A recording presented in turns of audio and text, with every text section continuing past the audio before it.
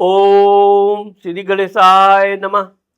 मित्रों, मैं राघवराम मिश्रा आप लोगों का अपने इस YouTube चैनल आप और आपका भविष्य कार्यक्रम में एक बार पुनः स्वागत करता हूं।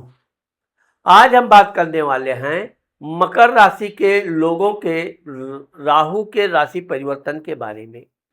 अभी 18 मई 2025 को राहु कुंभ राशि में आएगा और ये 5 दिसंबर 2026 तक कुंभ राशि में रहेगा। यानी कि ये 1.5 साल या 18 महीना आपके कुंभ राशि में रहेगा। अब मकर राशि के लोगों के धन भाव, कुटुंब भाव, वाणी भाव पर राहु बैठेगा। राहु के विषय में आप जानते होंगे, राहु उपद्रवी ग्रह है, छोटी छोटी बातों पे उत्तेजित करने वाला ग्रह है, बहुरूपिया ग्रह है और इसके अलावा ये अज्ञात भय पैदा करता है। राहु के कारण ही लोगों को तरह तरह के तांत्रिक विद्याओं का भय रहता है। करनी रोग तरह तरह का जो भी क्रिया होती है राहु के द्वारा ही वो कंप्लीट होती है। अब चूंकि मकर राशि के लोगों के धन भाव में राहु बैठेगा, कुटुंब भाव में राहु बैठेगा, आपको इस बात का ध्यान रखना चाहिए कि अपने परिवार के किसी सदस्य को ऐसा कोई व्यंग्यात्मक कठोर वचन नहीं बोलना चाहिए जिससे कि आपके परिवार के लोगों को ठेस लगे। राहु जब बैठता है तो ये वाणी को जरूर डिस्टर्ब करता है। आप अच्छी भाषा बोलने का विचार करेंगे लेकिन अचानक आपके मुख से ऐसी बात निकल ही जाएगी जो सामने वाले के लिए बहुत अपशगुन होगी, क्रोधित करने वाली होगी। अब चूंकि आपको अपने परिवार के प्रति जिस तरह से आप अपनी ईमानदारी से, जिम्मेदारी से कार्य कर रहे हैं, परिवार में प्रेम एकता बनी हुई है, इसको आपको बनाए रखना है। आप अपने परिवार के प्रति बहुत नम्र प्रेम से बात करें और इस बात का विशेष ध्यान रखें कि अपने परिवार के किसी सदस्य की बुराई ना करें। आपके ही परिवार लगे संबंधी, पड़ोसी आपके परिवार की बुराई आपसे करेंगे, उल्टे आपसे भी ये आशा करेंगे कि आप भी उनकी बुराई करें, हाँ में हाँ मिलाएं। फिर उनको मौका मिलेगा आपको आपस में लड़ाने का।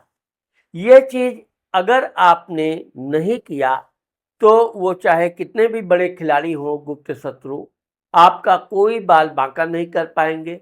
आपके परिवार की एकता और उन्नति देखकर वो और अत्यधिक जलेंगे।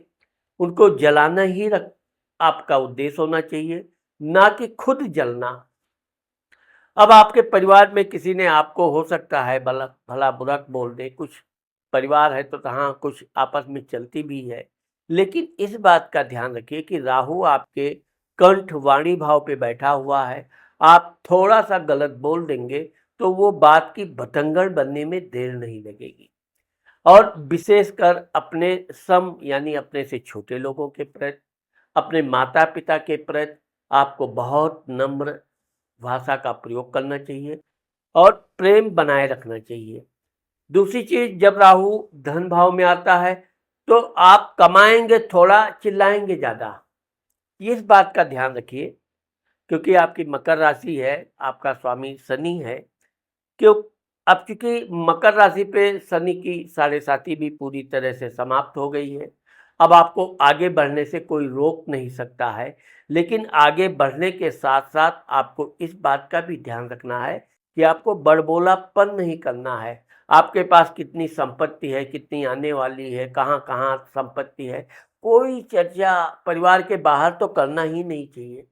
जितना आप अपनी संपत्ति के बारे में गुप्त रखोगे उतना आपकी संपत्ति भी आपके लिए बड़ा लाभदायक रहेगा। जहां आपने अपने धन का बेवजह बड़ प्रचार प्रसार करने का प्रयास किया, किसी को दिखावा करने का प्रयास किया, यहाँ आप घाटे में जाएंगे, आपको नुकसान हो सकता है। राहु चोर उचक्कों, गलत अनैतिक कार्यों के लिए हमेशा प्रेरित करता है। तो इस तरह से आप इस बात का ध्यान रखिए कि आपके छोटे से बात से आपको भारी नुकसान हो सकता है। इसलिए परिवार के लोगों के प्रति आप समर्पित रहिए। परिवार के लोग आपका भी ध्यान रखेंगे, आपके साथ वो प्रेम व्यवहार रखेंगे, लेकिन किसी के कहने उकसावे में परिवार के किसी भी सदस्य की बुराई से बचें। ये राहु आपके अष्टम घर को देखेगा। आठवें राहु की, अब चूंकि आठवें घर में केतु भी बैठा हुआ है, तो इसको बहुत शुभ नहीं मानते हैं। विशेषकर आप अपने जीवन साथी के स्वास्थ्य के प्रति सचेत रहिए। उनको अगर कोई समस्या है, कोई बीमारी है, उसका आप ईमानदारी के साथ इलाज कराइए, उनकी देखभाल कीजिए, जो भी उनकी आवश्यकता है उसकी पूर्ति कीजिए। आप ये मान कर चलिए कि केतु के पास सिर नहीं है, सिर्फ धड़ है। अचानक ऐसी कोई समस्या खड़ा कर सकता है जीवन साथी के स्वास्थ्य के प्रति कि उस पर आप ध्यान नहीं देंगे। आपके ना ध्यान देने से यह मुसीबत बड़ी हो सकती है। इसलिए इस चीज़ को आपको ध्यान रखना चाहिए कि अगर आपके जीवन साथी के किसी भी, विशेषकर पेट संबंधी, कमर संबंधी उनकी समस्याएं आती हैं और अन्य संतान उत्पन्न करने वाली जगह पर यह सब समस्याएं उत्पन्न करता है केतु। इस चीज़ को ध्यान रखिए और अपने जीवन साथी धर्मपत्नी से अधिक जोर जबरदस्ती ना करने का प्रयास करें। जितना आप उनको प्रेम पूर्वक हंसी खुशी से उनके साथ समय बिताएंगे, आपका जीवन भी अच्छा रहेगा, परिवार में मधुरता भी बनी रहेगी और आपको अपने कार्य करने में खूब मन लगेगा। यही राहु आपके दसम घर, पिता, मान सम्मान, प्रसिद्धि, नौकरी के घर को देख रहा है। अब ये राहु आपके अधिकारियों से आपको बिल्कुल बराबर लड़ने की इच्छा जागृत करेगा। मैं उसके सामने क्यों झुकूं, वो कौन होता है, यहाँ पर भी आपको थोड़ा ध्यान रखना चाहिए। अधिकारी है, अधिकारी के सामने झुकने का तो कोई प्रश्न नहीं है, लेकिन उसका आदर सम्मान करना आपका फर्ज है।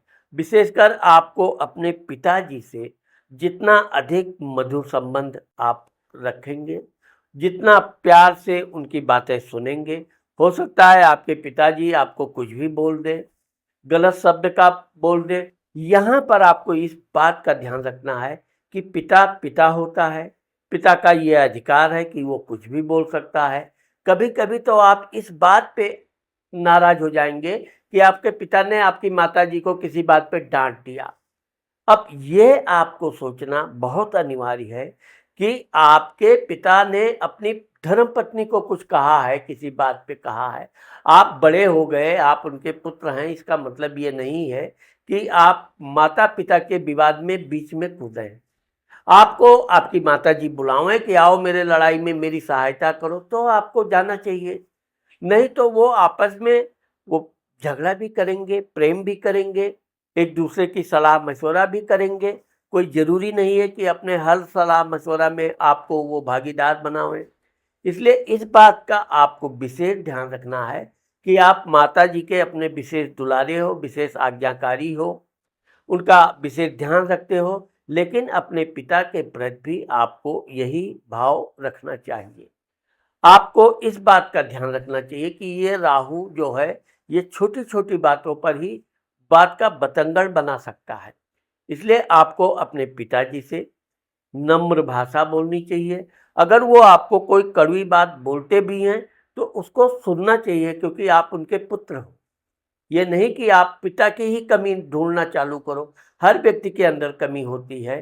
तो यहाँ पर राहु का प्रभाव ये होगा कि अपनी कमी तो दिखेगी नहीं, लेकिन पिता की छोटी सी कमी आपको बिल्कुल पहाड़ जैसी दिखेगी।